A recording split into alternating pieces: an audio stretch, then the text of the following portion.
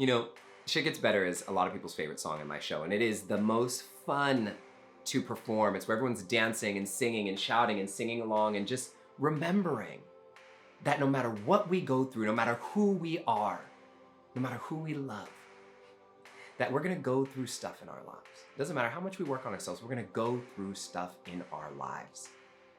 But it gets better. When everything is on top of me and I feel I cannot breathe, my glass is empty, I need a drink, a shot of sobriety. And when the night gets darker, so black is torture. And when the fight gets harder, we must get stronger. Hey, ha, ha, ha. It ain't seen nothing. Shit gets better. It ain't seen nothing. It ain't seen nothing. Shit gets better. It ain't seen nothing.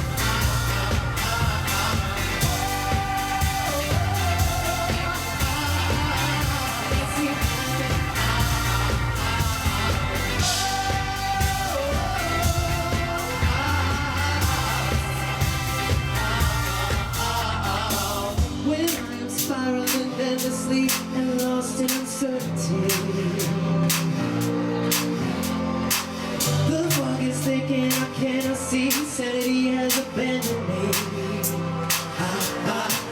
Oh, when the night gets darker, so black is torture. And when the fight gets harder, we must get stronger. Hey, ha, ha, ha. It ain't seen nothing. Shit gets better. It ain't seen nothing. It ain't seen nothing. Shit gets better. It ain't seen nothing.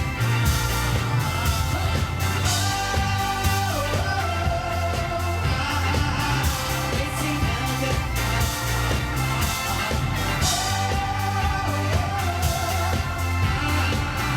Ain't seen nothing.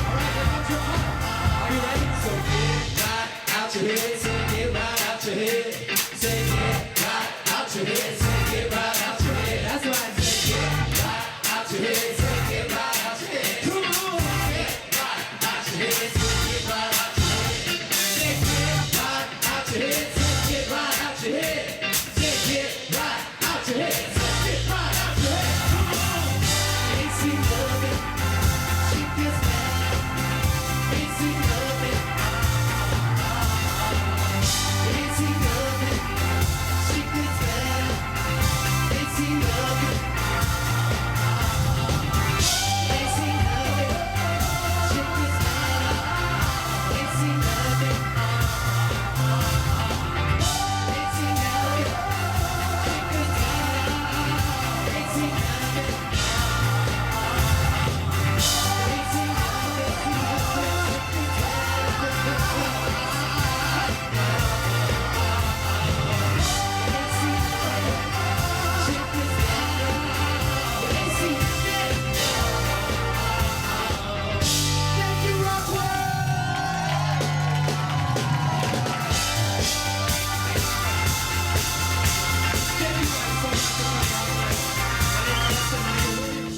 Kingdom family. Kingdom family. What's up, everybody? I love you all so much. I feel so excited to get on here and be in this sacred space that we all get to share together in such a really just a beautiful, enlightening, and powerful way that we all get to join in this space of love and this space of connection and this space of power and this space of gratitude. And so here we are, and I have a new microphone today, and I want to make sure that you guys can hear me okay. So I just want to make sure that everything sounds all right on your end. If you can let me know, everybody, I would be really grateful to know that. And welcome to all of our first timers. I see Nadine is here. I see all of our regulars are here. So if this is your first time ever coming to the kingdom, make sure you type in first time in the chat box so that we all know that you are new, and you'll see our entire community welcome you, which is growing strong and growing wide all across the world. You know, I haven't done this in a long time. I would love to actually really feel where you all are in the world. So if you could type in, and thank you for confirming my sound, if you can type in where you're coming in from, I think this will be really inspiring for so many of us to see. And, you know, one of the things that's really funny, so I was watching you all come in, and I watch the numbers as they're coming in as I'm getting ready. And one of the things that was really funny is I've started to like know which one of you guys are the ones who come to the service early and which one of you guys are the ones that come a little bit late so you could try to skip the intro and just get to the teaching. And I'm not even blaming you because I would be that person. Like my mom knows we were the ones in the family who like trying to roll up to church real late, like real quick and just sneak in the back so you don't have to catch all this stuff. So I'm cracking up because I could see how if we were all together in person, like what this community would be and who would be who. And so Alonzo, I see you. And Aunt Anna coming in early, always here. And we always have our regulars who are here in the beginning chatting at first. And so welcome from Santa Barbara and Sacramento and Oregon and Phoenix and Oakland and Honolulu, Hawaii, Risa, hello. And United Kingdom and Greenfield and Oregon and Rancho Cucamonga. And all of you, Vashon Island, Washington, Canada, New York, Massachusetts. Here we are, family. Lots of Oregon family here. That's amazing. Madison, several of you from the UK. Kate, we love you. Loving Kate White, you know, sending massive prayers to you, my dear Kate, and your husband's or your partner's transition in to the ethereal plane forever. And so, hello, everybody. And we are so grateful to be here with all of you. You guys are laughing. You're like, you caught me. Yes, I can see when y'all come in. And so here we are at the kingdom. So I'll be quick about this today. We do have a couple new people. So I do want to make sure that I let the new people who are here know what's up here at the kingdom. So here at the kingdom, all beliefs are welcome. And we believe that all biologies are welcome here. You can come as you are in the full expression of your identity in all of its glory. We believe in the power of music to open our hearts and minds. And this morning we had My Shit Gets Better song, which you'll see how that ties into today's theme. We believe that wisdom can come from many places. We believe in an expanded definition of self, knowing that we're all connected to one another. And here at the kingdom, we don't just honor or tolerate each other's differences, but we know that we are stronger because of them. And ultimately, we rise together. And Oni, I see you here from Atlanta, and so excited to be here. And we're sending massive prayers to our family here in Los Angeles, in Topanga. There's a fire in the Pacific Palisades and Topanga area. And several of our Kingdom family guests had to evacuate their homes last night, and everything is okay. Luckily, I mean, it's really a miracle. There was a massive fire yesterday in Topanga. Sienna Sherman had to evacuate. Shannon Algio had to evacuate. Several other people who we know had to evacuate. And what's really just the miracle, it has not rained in Los Angeles, and I can't even tell you how long. And it poured last night. It poured. The whole ground everywhere is covered in water this morning. And so the prayers from the Topanga community, which is a very spiritual community here in Los Angeles, you can see worked some major magic and shows us the power of prayer and the power of what happens when we all come together. And so we're sending prayers to all the homes and property and animals who lost their homes, and prayers also just everywhere out into the world. And we'll do that in our prayer time today, from South Africa to everything happening in the Middle East to Israel and beyond. And so we are here together in this space. And at the kingdom, one of the things that we constantly do is we begin with a song or music or some sort, and then we do our prayer, which we'll do in a moment, followed by our teaching, practice, a golden nugget, and an action to help you take this into your life. And before we begin, I just want to remind all of you that today is the last day to submit your videos or pictures to be a part of the Believe acoustic music video that's coming out very soon. The song itself comes out on the 20th, so this week, which I'm very excited about, the acoustic version of the song. It feels so different. I think you all are gonna love what we created with the acoustic version of the song. And if you wanna be in the video, one of the things that we're doing is we are honoring what we call the hidden heroes in our lives. The hidden heroes in our lives. And these are the people in our lives who have passed on, who are no longer here with us in this physical plane, but who are with us always and forever, guiding us forward in the spiritual and beyond. And so if you want to honor somebody in your life who has been lost, I'm going to show you how to do that. And all you have to do is send an email of your photo or your video to hello@justinmichaelwilliams.com by today. Today is the last day, Sunday, today.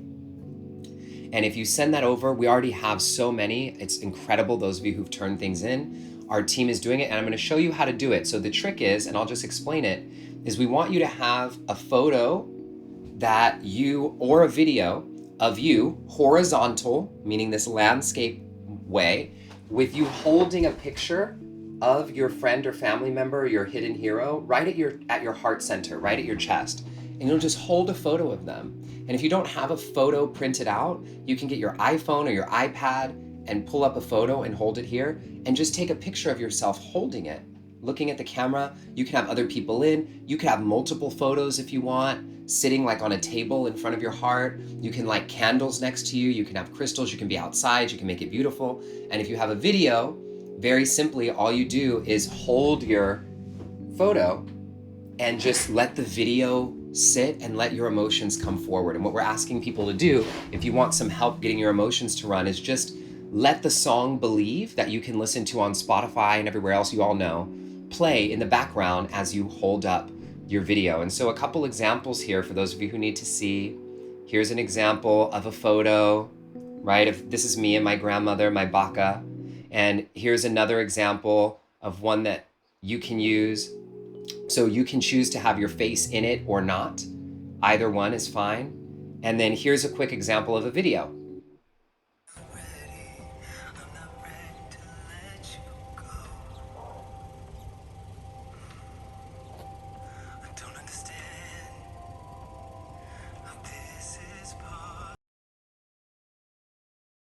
So obviously your videos can be much longer than that, but I just wanted to show you some examples of what can be done, and the video can be totally still. So I'm being very clear on that because I know a lot of you want to contribute, and it's going to be such a beautiful project. Trust me, this is one that you want to be a part of. So all of the announcements, Alonzo, I'm sorry you came, too early today. Let's pray.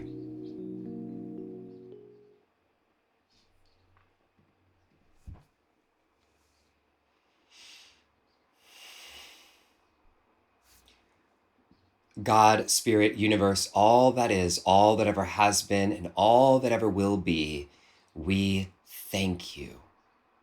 We thank you for guiding this community together, and we send our prayers out to all the lives that have been lost in this physical domain, and we send prayers that we may feel their connection always with us whenever we close our eyes and think of them. We send prayers to the fires in Topanga and all those who had to evacuate and all those who lost. We send prayers to South Africa. We send prayers to the Middle East. We send prayers to our Palestinian brothers and sisters and our Israeli brothers and sisters and family and our Palestinian family and all human beings everywhere. May we each remember that before we are Israeli or Palestinian or Jewish or Black or white or American or French or South African or Canadian or any religion or Catholic or this or spiritual or that we are human beings. That we are human beings. And may this earth help inspire us. May nature help inspire us. May all of your creations help to inspire us to remember fully and see by example that we are all interconnected in this web of life, and that we all rely on one another, and that we all support one another, and that we can and will rise together when we can come together in a space of intimacy and love and connection. May this message spread to the hearts and minds of our leaders. May it spread to the hearts and minds of our families who have been through so much. May it spread into our own hearts and minds so that we can be the ones to spread this ripple, this gospel, this change out into our lives and out into the world and everyone that we touch. May we take responsibility. May we say yes. May we say yes to creating this new world together in the image of what we all know to be the universal force of love. May our minds and hearts be protected as we go into this session today. And may we remember that no matter what it is that's going on in our lives and in the world, that if we take action, it gets better. This is your moment now to welcome in your own personal prayer.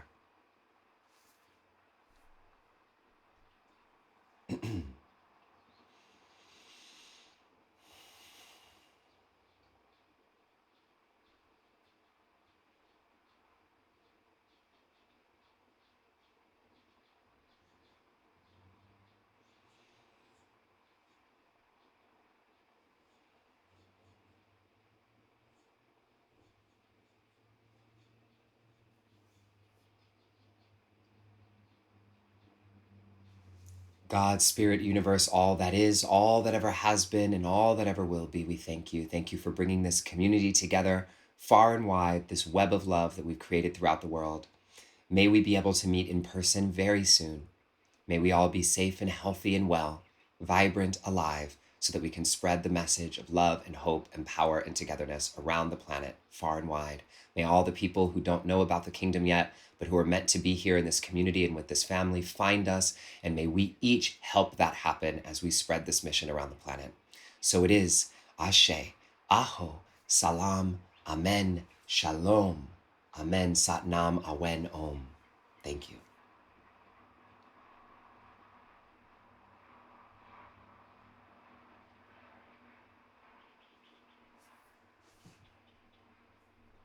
So here we are, fam. Here we are, Kingdom family.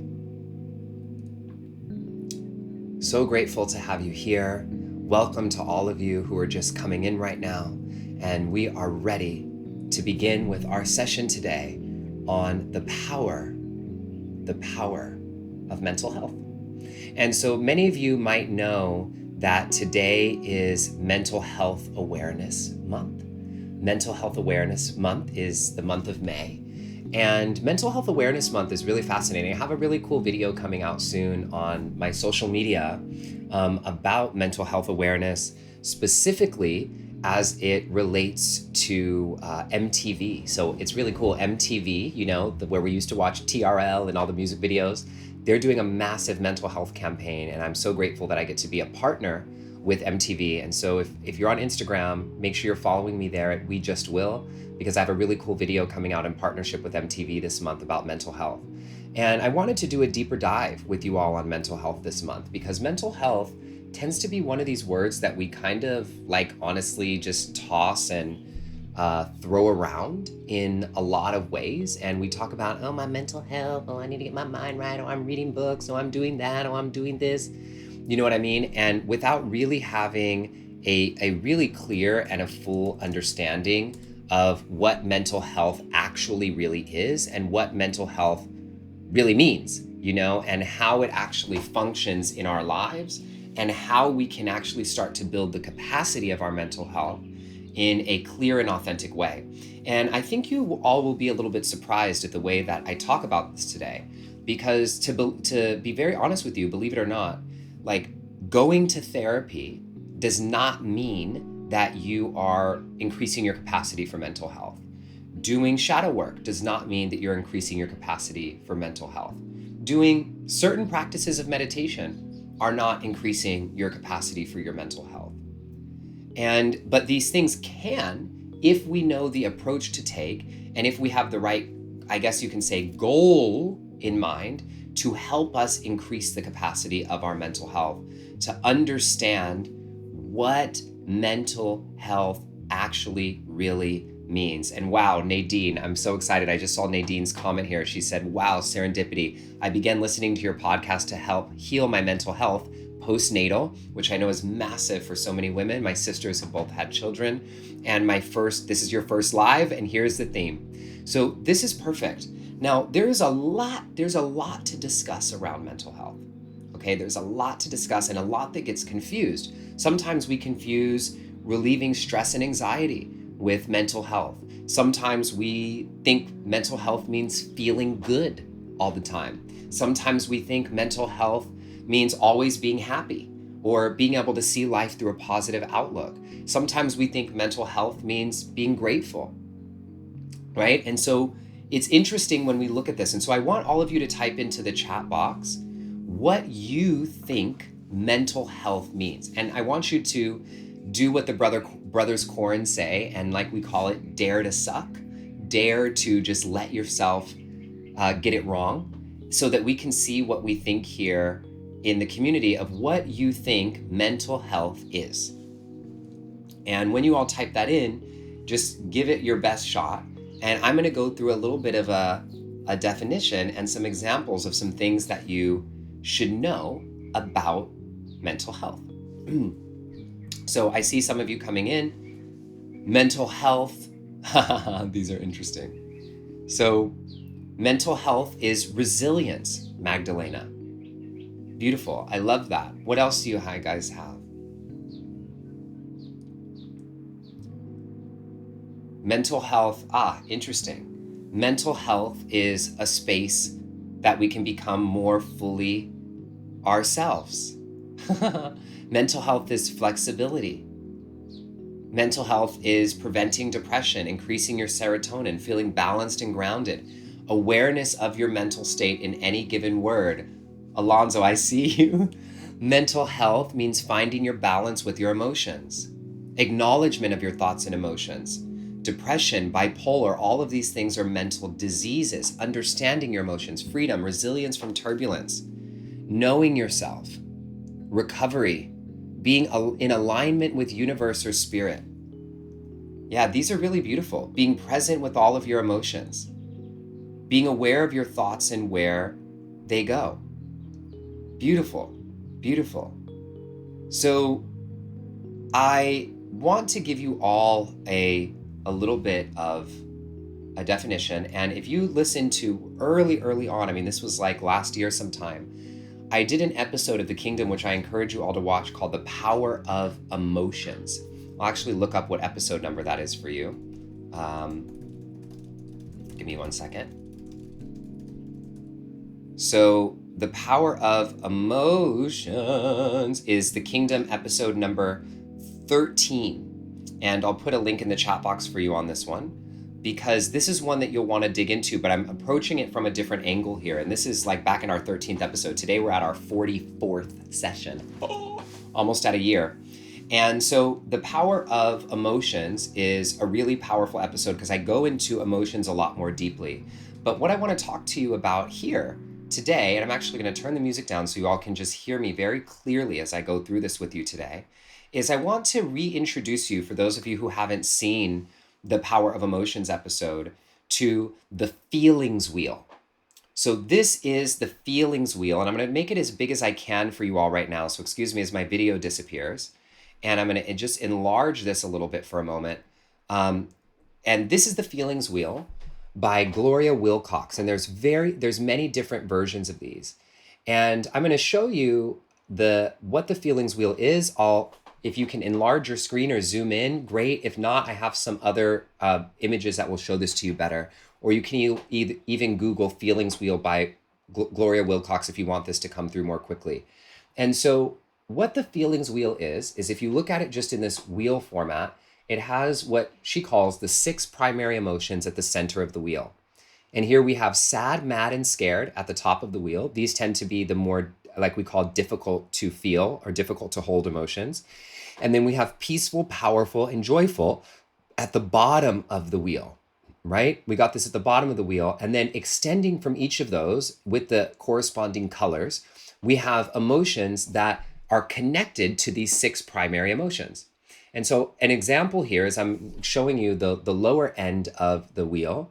And so if we look at joyful, for example, we can see some connected emotions like sexy, energetic, creative, aware, which are like immediately connected. And then branching out from those, stimulating, fascinating, daring, amused, extravagant, delightful, right? So these are all connected to joy.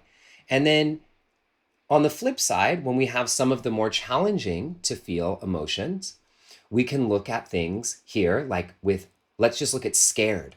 So scared, we have rejected, submissive, insecure, anxious, embarrassed, weak, foolish, discouraged, bewildered. And if you flip over to sad, you have miserable, stupid, bashful, inadequate, inferior, bored, lonely, depressed. So you can see how powerful this emotions wheel really is in helping us have the language to describe what it is that we're even feeling in the first place. And this is a really important concept, okay? And I'm going to explain to you why, and then we're going to circle back to the emotions wheel. But I want to tell you about specifically about what this has to do with mental health, okay? So each of us, based upon who we are, how we're born, the families that we have, the emotional capacity of the families that we have, the emotional availability of the families that we have, the trauma that we've experienced in our lives, the things that we've had to overcome, and our own personal genetic and emotional physical makeup of what we're comfortable with, we each have a window of tolerance. And I look at the way that I can describe this is you think of the window of tolerance like this. And this window of tolerance, inside of this window, is the fluctuations of our emotions across the emotional wheel. So really it kind of goes, all over like this. But our fluctuations in the challenging emotions, we can say go down, and the more easy or what we consider positive emotions going up. Now, I want to be very clear that I don't want to label any emotions as good or bad. I'm going to name them positive and challenging, even though it's not as clear as that, and you'll see why in a moment. Okay, y'all following me? So here's our emotions, and here's our window of tolerance. And as long as whatever we're feeling is inside of this window of tolerance, we're good. And we experience what we call emotional health, right? We experience emotional health. Emotional health isn't this static thing that you have, or mental health isn't this static thing that you have that you then just always have because of you've accomplished something or gotten to some goal or listened to enough podcasts.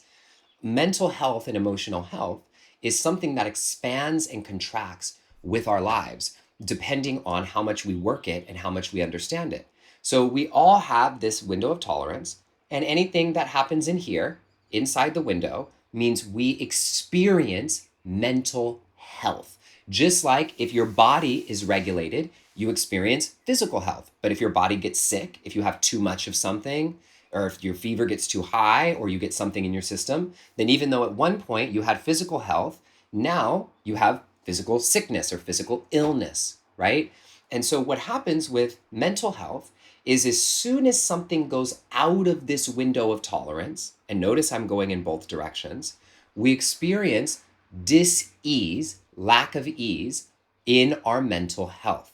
We experience a hiccup in our mental health and our emotional stability. And if that goes very extreme outside of our window of tolerance, then we experience things that are called mental illness, right? And when we have a certain mental illness, or we're dysregulated, which is a word that I like to use instead of mental illness, but if we're dysregulated, meaning it's out of our zone of regulation, then sometimes people have to take medications, for example. And what the medication is doing, right, if you really look at any mental health or psycho medications, then psychoactive medications rather, what they're doing is they're trying to pull these emotional kind of roller coaster back into your window of tolerance.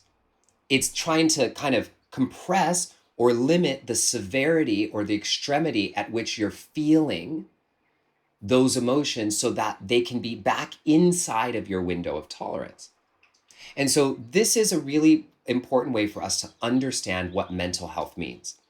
And another piece of this that's crucial, okay, crucial, is what most of us think is that, what most of us think is that mental health means only experiencing the things that are in the easy or the more positive or lighthearted to feel emotions.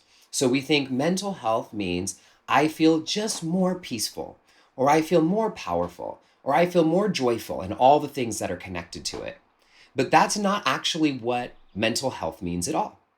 Mental health doesn't mean that you feel less sadness or less anger or less fear in place of, to replace joy or whatever, to have joy and stuff be in its place. What mental health means, listen to me carefully. This is what I'm telling you right now. This is the big takeaway. What mental health means is that you have the capacity to paint with every color of this emotional wheel on the canvas of your life.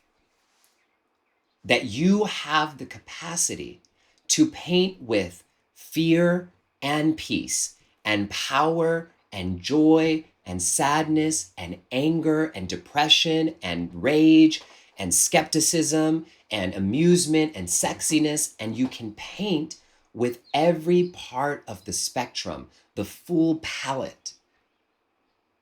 And so this is what emotional health is expanding our capacity and our window of tolerance to paint with the full spectrum, so that when one of the emotions come up for you, it doesn't take you and snap you completely out of your window of tolerance. Does this make sense, everybody? And so what most of us think is, if my mental health is good, then I feel more peace or I feel less anger. No, it gives you the capacity to paint with the full spectrum. And when we do certain practices like meditation or mindfulness, again, not all of them, but some of them, and I'll explain the difference to you in a moment. What studies have shown over and over, and many of you know that I'm like very woo. I got my, actually don't have my crystal necklace on today. Oh my gosh, but I got crystals and stuff all around me, got my tarot cards, but I'm a total neuroscience and psychoeducation nerd. This is like all I read about, and all I do is reading these books and listening to these podcasts. I'm a geek about this, the research. And those of you who have my book, Stay Woke, those of you who have my book, and if you don't have my book, I recommend that you get this book because it will really help you understand all of this so much more clearly and how to implement it into your life. Stay Woke is available everywhere. But the reason why I have so much mental health and stuff woven through my book and everything is because we have to understand how to implement this in our lives. Because, listen to me clearly how it all ties together here, y'all. Because of intergenerational trauma, which means the trauma that is passed down from our ancestors through generations and generations. Because of intergenerational trauma, it is our responsibility here now to expand our capacity to feel more so that we don't pass on these limited windows of tolerance to the future generations. And I see all your lovely comments right now. Do you all understand how this matters more than just for you? So let me give you a clear example. Let's say you have children, or you have, like I have nieces, right? Well, let's say you have little children. And one of the emotions that you have trouble feeling is anger. Or no, yeah, let's stick with anger. You have trouble feeling healthy anger, okay? And so what will happen is when your young child is expressing anger, you will have trouble holding that anger and will send the message back to that child that their anger is not safe or healthy to be expressed. And now that child picks up the same pattern that anger is not a safe or a healthy emotion to be expressed. Let's say you have trouble with fear, right? When someone's scared. When someone's scared, your tendency is to push it down, try to make them not scared, avoid it, don't feel scared, don't feel angry, don't feel mad, don't feel too much whatever. And so your child or someone around you, it doesn't even have to be your child if you don't have children, your students, if you're a teacher, your nieces and nephews. This is a social thing, right? This is something that we're creating together with the people that we're around. If fear is something that you can't hold, then when one of your children or your students or your mentees or someone, a young person close to you in your life, is trying to push forward in something new in their life that they're afraid of. Let's say it's a young kid and they really want to do gymnastics, or they really want to do ballet or dance, and they're afraid to do it. And because you're not good with handling your own fear, you might convince them to do something more safe instead of going after their dreams. And now they don't have the capacity to hold their fears and step forward into their truth. This is how we pass down intergenerational trauma, and it goes all the way back. Many of you have heard me talk about in slavery, right? Talk about enslaved Africans in the United States had to push down all of their emotions. And I'm going to say something a little bit triggering here. So especially for any of you who've had any sexual trauma or anything like that, if you want to mute right now, feel free, because I'm going to say something a little triggering. But it's real, it's reality, and I need you all to feel this, that this happens. Not that many generations ago, okay? African slaves in the United States, or in the United States, when they were enslaved, would get sold on the chopping block, away from their families, away from their children, away from their husbands. Oftentimes, this is the triggering part for the next sentence, so just a warning here. Oftentimes what happened, we think that it's, oh, they were standing up on this thing and you were just buying a slave. No, it was like buying a piece of cattle or property. So they would have the slaves stripped down naked and sing and dance to show if they were going to be good entertainers or if they were fit. Stripped naked. So imagining you're a mother and a father and you're sitting there and your young 12-year-old daughter is naked in front of a whole audience of men and women who are coming up to her, your young 12-year-old, and literally, this is in the record books, what they did, they would stick their fingers and items into their private parts to see how fertile they were. And you as a mother and father had to sing and dance and be jovial while you were watching your daughter do this, because if you showed any negative emotions, you would get slashed or lynched or whipped.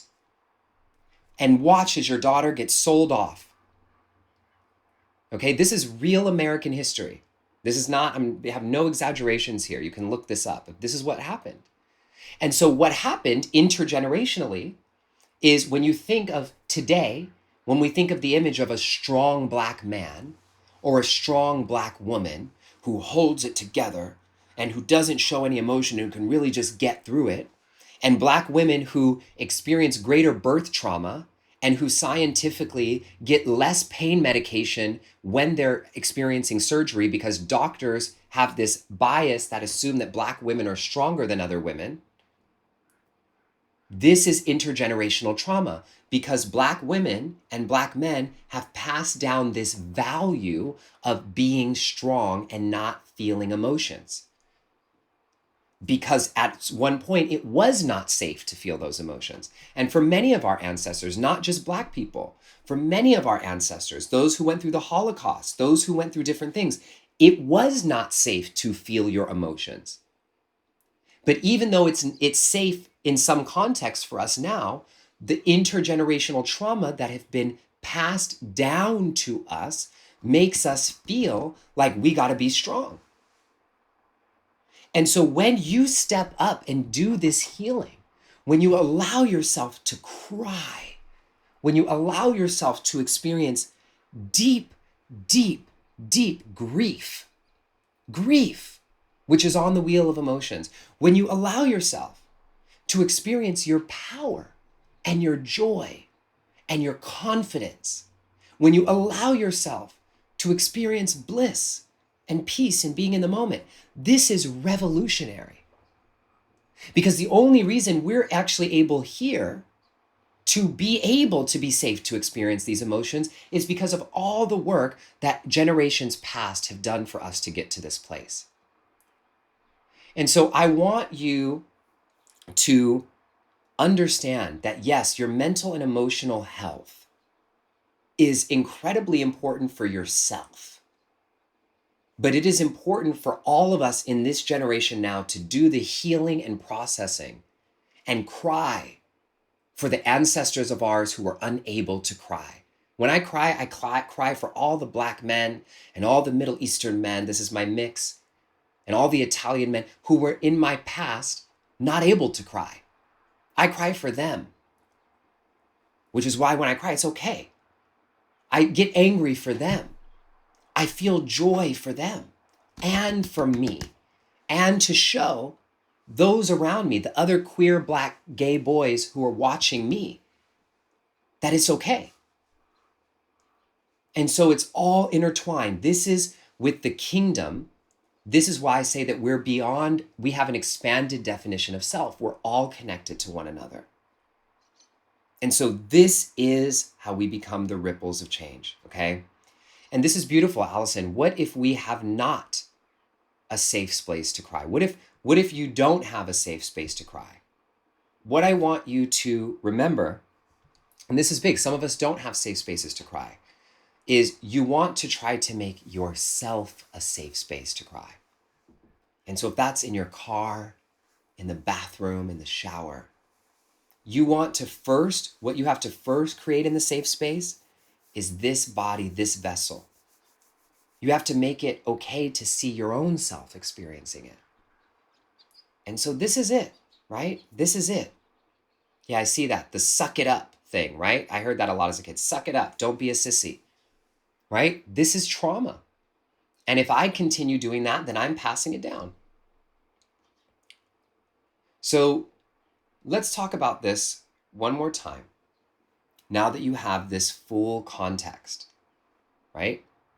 So what a lot of us think is that these what we call the more positive emotions, peace, power, joy, are the easy ones to feel, and that the difficult emotions, sadness, anger, fear, are the ones that are harder to feel. But that's not true. That's not true, right? Because we all know, I want you to be really honest with yourself, and this is going to be the practice that we're going to do in a moment, is some of us, like I know for me, okay, I'm really, really good at experiencing sadness and scared. I'm good at experiencing scared. I'm really good at experiencing sadness, right? Sometimes. It's hard for me to cry sometimes, but I'm really good at experiencing, like if you go into the sadness column, like the experiences that are easy for me to access is loneliness. Oh, sleepiness? Look at this. I got that, right? Ashamed, inadequate, bashful. I've felt these my whole life. It's not hard for me to feel those. I can wallow in those quite easily. And then if you look at scared, insecure, anxious, rejected, discouraged, insignificant, embarrassed, I've gotten really good at feeling those. But then on the other hand, right, we have these emotions like peace, feeling loving or trusting or intimate or nurturing, or joyful, playful, creative. So some of us, it's not just that our window of tolerance, I'm going back to this window of tolerance, it's not just that, oh, with the negative emotions spin us out. Some of us limit how much joy we feel. Some of us limit how much compassion we feel. Some of us limit how much peace we feel. We feel a certain amount of peace and whoop, something has to go wrong, back into my window of tolerance. We experience confidence, something has to go wrong, something has to sabotage this now. Back into my window of tolerance. This is too much joy. And I'll show an example of this that happened on the collective level just very, very recently, okay? Remember with the court case that happened with Derek Chauvin with the George Floyd trial, right? So we had the court case and we had the charges, right? And we had the verdict. I'm not going to say all the right words here right now. My brain is farting on the indictment and verdict and this and that, but indictment, right? So we got this news, right? Which was traumatizing for everybody, to be honest. It was really hard for me to watch. You know, I felt compassion for him. I know that sounds crazy, but I really did. I was watching Derek Chauvin on the trial and his face and hearing those charges read to him and watching the look in his eyes and having compassion for him, because I think he should be held accountable. And the system failed him too. The system that rewarded him constantly for his actions failed him too. So now here's 2 lives completely lost from this senseless situation. But the point that I want to talk about our collective mental and emotional health, and I want you to be careful of when you get stuck in this, right? Because we're very susceptible to the mental dis-ease that our communities might have, whether it's the LGBTQIA plus community, the Black Lives Matter community, these communities, whatever community you want. So I want you to listen to me very carefully. Do you remember after the Derek Chauvin trial, this was the biggest win, if we call it that has ever happened in the capacity of something like this, right? Culturally in the United States, it was massive. This has only happened 2 or 3 times in history where a cop really gets it, you know?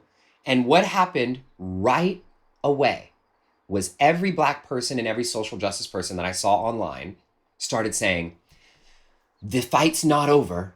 We didn't win anything. This is not justice. This is not justice. This is accountability. There's a difference between accountability and injustice. We don't celebrate yet. There's still so much work to do. And I'm sitting here thinking, y'all can't even celebrate. Celebrate. This is a big deal. This is amazing what just happened. This man was indicted, was held accountable on all of these charges. And a jury, this is the first time this has ever happened in our modern time. Celebrate the moment. It's okay, Black community. It's okay, social justice community, to let yourself feel joy. And then, yes, tomorrow we'll get back to work. But for right now, don't push down the joy, because we've gotten so used to being in this limited capacity of being the oppressed ones that we can't experience what it's like to feel a victory. And so I want you to feel this on every level when things happen socially, collectively, personally, interpersonally, when you limit your joy and your expression of freedom. Right? So this is really important. And I want you to watch, because we're watching these leaders on social media whose mental health container is limited. And then we think that we're supposed to follow suit. No, that's why if you watch what I posted that day, I said, this is what justice feels like. Breathe it in, feel it, enjoy it for the moment.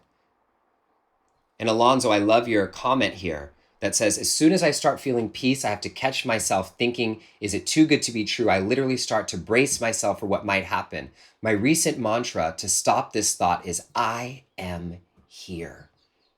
It immediately stops my what if thoughts and brings me into the present moment. That's beautiful. Everybody, you can try that right now. Hands over your heart, whatever you're feeling, and just drop into, I am here. I am here. So beautiful. And so as we expand our capacity and our resilience and our mental health, what we're expanding, this is the main point, is our window of tolerance, expanding it to paint with the full canvas, full spectrum color palette of our emotional wheel. And this leads me to why I teach meditation. Why, a big part of the reason why I wrote Stay Woke. So in the Power of Emotions episode, you all heard me say, feel, this is the process, feel, reveal, heal. I want you all to type those words in. Feel, reveal, heal. And the reason that is, and this I got this from Casey Crown, who's been a guest twice here on The Kingdom, is you have to feel it to reveal the message in it to then heal it. And if you don't let yourself feel it, nothing gets revealed to you and you can't heal it. And what doesn't heal repeats. And so you keep repeating the same traumas and cycles over and over with a different relationship, with a different person. This time they're in a skirt, and this time they're in a suit, and this time they're in pants, and this time it's your parents, and this time it's this thing, and then it gets passed down until you finally feel it. And so if we can't give ourselves permission to feel it, then we can't lean in to do the shadow work to help us understand what the feeling is trying to reveal in us in the first place so that we can heal it and move forward. This is it. And so what I want you to give yourself permission to do is to feel. I'm going to give you another little hint. Okay? What you practice, this is a quote from Shauna Shapiro, who eventually I'll have on here as a guest. She's amazing, amazing colleague of mine. She has a great book called Good Morning, I Love You. It's these incredible practices to rewire your brain for happiness and joy. And I'll try to if somebody could put a link into the chat box for me, that would be amazing. It's called, actually, I'll find it. It's called Good Morning, I Love You. Actually, somebody else find it for me. Good Morning, I Love You. Shauna Shapiro, you could put a link to the chat box for everybody. I recommend that book highly to everyone. Shauna is the truth. And Shauna's quote, and she's a mindfulness teacher as well, is what you practice grows stronger. What you practice grows stronger. Okay? And so the reason why this is an important thing is because as it relates to meditation and mindfulness, a lot of people think, well, as long as I meditate, then I'm increasing my mental health. Not true. Because it depends on the kind of meditation that you're doing.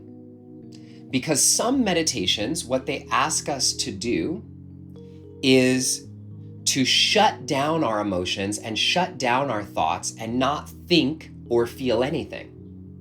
And these are the meditations that say, focus on a candle flame, focus on your breath, stop thinking, slow down your mind, don't think about anything. And all of you know who've worked with me in my meditation practices is that's not the kind of meditation that I teach or that I recommend. Thank you, Evie, for putting Shauna's book in the chat.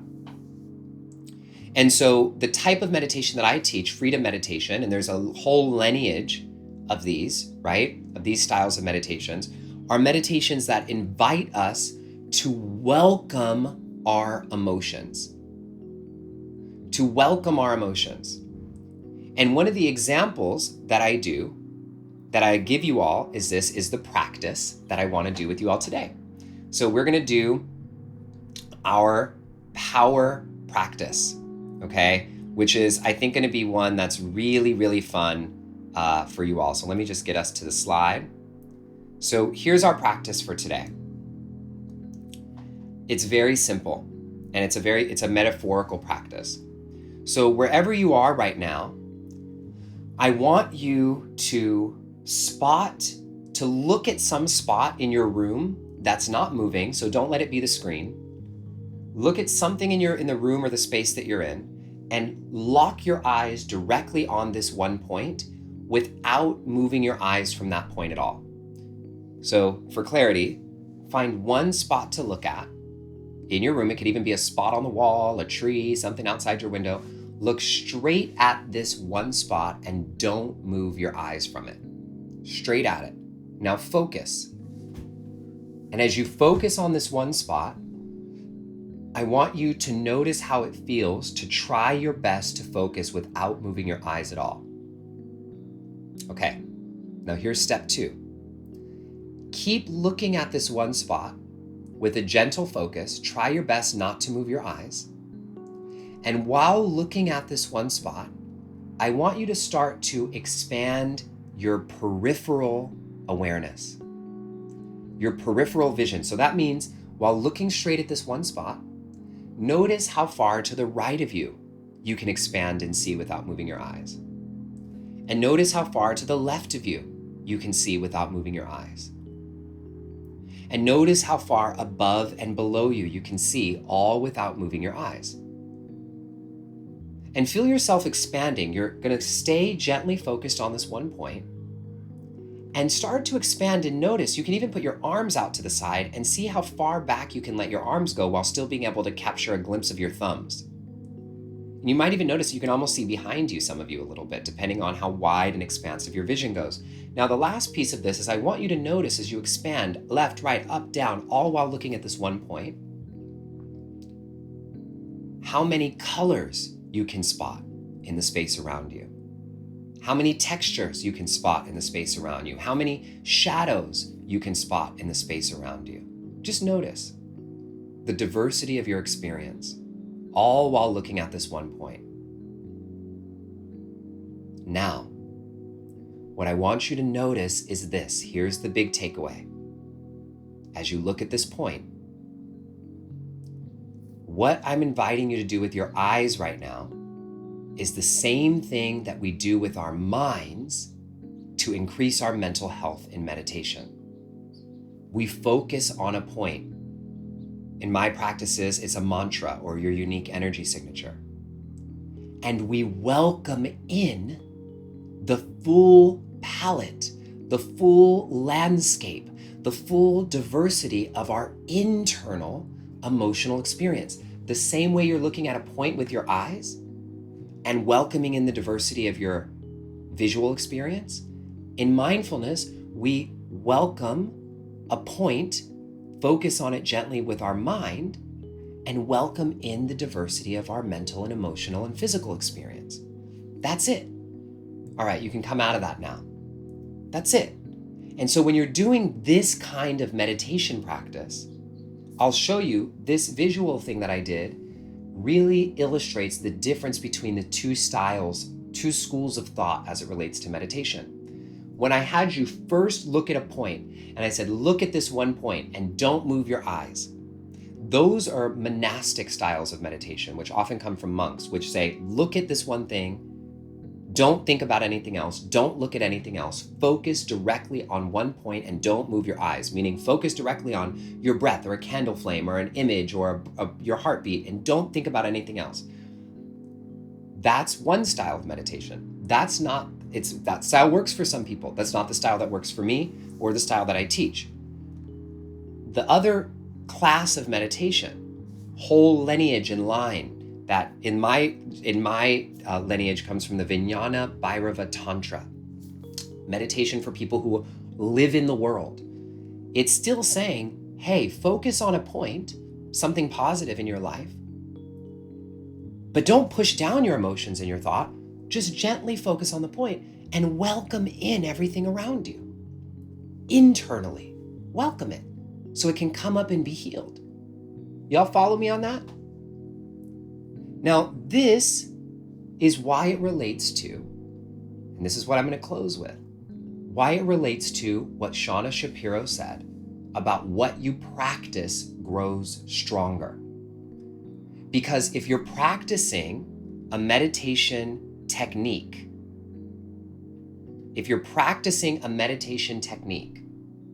where what you're practicing every day is focusing on something and pushing everything else down, then what's growing stronger?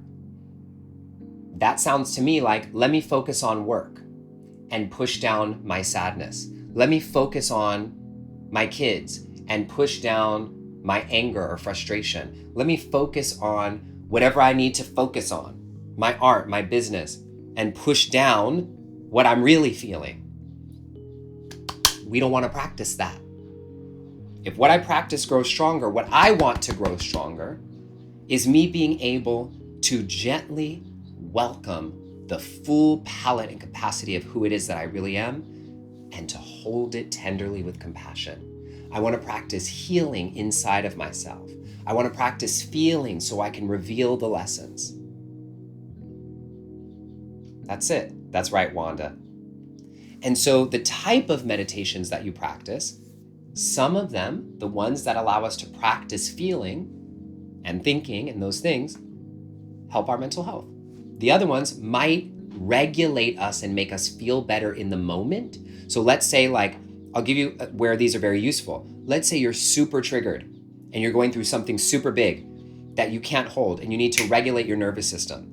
That's a great moment to go to one of those other meditation techniques to go, okay, let me just get myself regulated. Let me do some breath practices and focus and block everything out so I can regulate myself, so then I can allow myself to feel. That's when those come into play for me. So this is what we're doing. That's it. What you focus on grows. Yeah, Nadine says she often gives herself a hug during meditation. I do the same thing. All right. So here's your main takeaway. I'm putting back up the wheel of emotions. All right? Here's what we're closing with today. Whoop.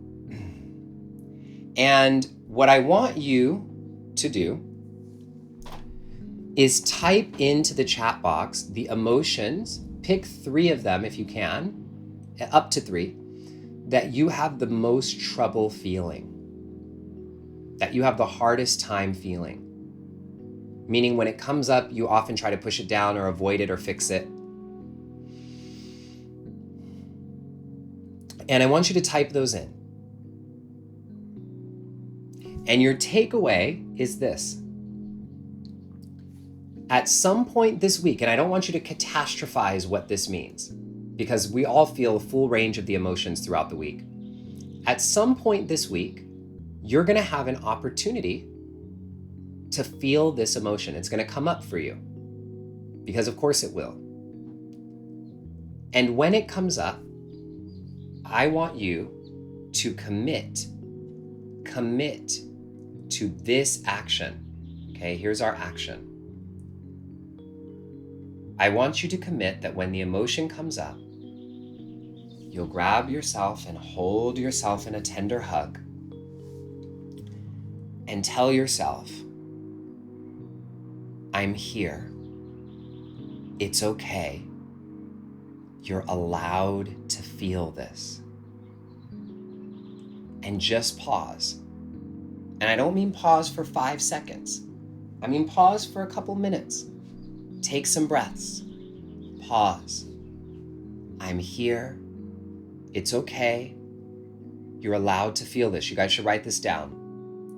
And then after a few moments, after you give yourself the allowance to feel, this is important, you don't go into this too quick, is you can then ask the question, what do you want to reveal to me? Now, most of us try to get to that spot too quick. We feel a little bit of stress and we're like, what does this mean? No, you can't know what it means until you feel it, right? So give yourself a few minutes to feel it. Ah, I feel it. Oh, this is cracking me open. This is breaking my heart. Remember, it might not be a sad emotion. It could be pout when you feel joy. Ah, I'm here. You're allowed. What are you here to reveal to me? So give yourself that ability to see what it's here to reveal. And over time, as you do this practice, this simple practice, even if you're not meditating or anything, you will start to build your window of tolerance. Expanding it. Meaning when you feel inadequate, when you feel fear, when you feel anger, when you feel guilt, when you feel sleepy, you can learn the lesson that's trying to be revealed. You can heal it. And that healing it doesn't mean you never feel it anymore. Healing anger doesn't mean I'm never angry. Healing inadequacy doesn't mean I don't feel inadequate. Healing inadequacy, anger, fear, things means that when I feel it, because I will, I can hold it tenderly and I'll be okay. That's it. And like Young Pueblo says, who has an incredible new book, which you all should get. I'm giving lots of book recommendations today. Young Pueblo's new book. But one of the things that Young Pueblo says that I love, he's also been a guest here for us on the Kingdom, is that the way that you know, this is the way that I know I'm growing, and it's over time. This is kind of like your tester of how you know your practices are working, is when the same trigger shows up in your life, the same thing that usually flips you out. And let's say typically when you feel that inadequacy or you feel that anger, you spiral out for hours. And then the next time it comes up, maybe instead of spiraling out for 5 hours, you spiral for 3. That's growth. Maybe the next time you experience it after that, you spiral for 1 hour. And then over time, you spiral for 30 minutes, 10 minutes, 5 minutes, and then you're no minutes. Then the inadequacy comes up and you hold it and say, hey, baby, I see you. I know you. We're going to be okay. And this is how you test your mental health. What most of us think is, if I'm doing this work on myself, I should be feeling no inadequacy. No, it's not this elevator ride from complete spin out to completely fine usually. That can happen, right? You can have massive breakthroughs in that way. Of course, we all have had them. But generally, you'll keep experiencing the trigger, and that is when the healing happens, because that's when you get to practice. And little by little,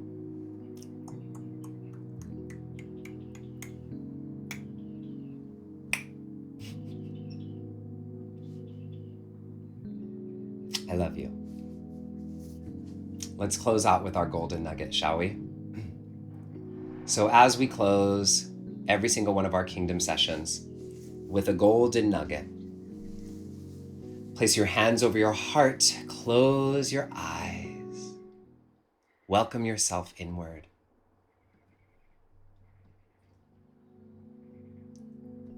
And I shared a lot today. And I want you to think about, what is your number one takeaway? If there was one thing that you could remember from this session, what is it? One thing. What is it? And then maybe you repeat this thing in your mind a few times to help you remember it. It takes 20 to 30 seconds to commit something to the long-term memory. And then right now in your heart, I want you to commit that you will share this one thing that you learned with someone you love today. Whether that's with someone in your family or in your household, or you send a text message or a phone call, or you even post something on social media. If you do, please tag me and I'll try to repost it. But this is how we take these lessons and pass them around. And it's not about you being a teacher. I always say this, and this is how I live around my teaching. Don't teach, share what you know. And so you can now type your golden nuggets into the chat box. This is beautiful. Allow yourself to be me. Beautiful. Step by step, breath by breath, moment by moment. I'd love to see your golden nuggets in the chat box. And somebody asked just briefly, what were the first 3 things that you say when you hold yourself? Very simple. I'm here. Thanks for that, Alonzo. So it's, I'm here. I think now I don't remember what I said. I'm here. It's okay. You're allowed to feel this. Something like that. That will work. I'm here. It's okay. You're allowed to feel this. You can also watch the replay and catch what I said. So I love your golden nuggets. Mental health means that you have the capacity to paint with the emotional wheel on the canvas of your life. We are ripples of change. The canvas of your life. I will feel all of the emotions, the importance of feeling all of our emotions. So don't pass on, suck it up. Don't be too scared to feel or express your feelings. You have to feel it to heal it. Invite the feeling. Mental health is tolerating challenging emotions. No bad emotions, just challenging ones. What you practice grows stronger. We expand our capacity to feel so we don't pass on intergenerational trauma. This is the power of mental health. I love you all very much, family. May we close with our closing prayer. hands over the heart, feeling the web of this community, feeling how different you might feel now compared to when you came to this session today, and just noticing any change in your own emotions. What do you feel? God, Spirit, Universe, all that is, all that ever has been, and all that ever will be, thank you for giving us the capacity to heal and feel. Thank you for giving us the capacity to heal for the generations that couldn't be for us. Thank you for bringing us together, and may we each give ourselves permission to be in the full spectrum of this life and who it is that we really are. May we each remember that we are worthy and safe to feel our feelings if we can be safe within. And may we each remember that you, God, Spirit, Universe, all that is, that you are all of the emotions, and that we may not limit God or spirituality or goodness to one particular state, but that God, Spirit, Universe, all that is in every state, every feeling. And we can hear the whisper, God's whisper, in each of the emotions, if we're courageous enough to lean in and feel it. May you all be happy. May you be free. May you be well. We rise together. And I'd love, as we're closing this with an amen, to type one word in the chat box from the feelings wheel that describes how you're feeling right now at the end of this session. One word in the chat box that describes how you feel. I'll put the wheel back up for us. I am feeling. Here's the wheel.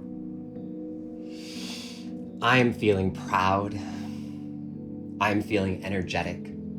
I am feeling stimulated. I am feeling loving. I am feeling sentimental. I am feeling nurturing and thankful. So with all of your emotions, we close. Thank you, God. Thank you, Spirit. Thank you, Universe. May the world heal through feeling, through revealing, through becoming. Ashe, Aho, Salam, Shalom, Amen, Awen, Satnam, Om. Thank you.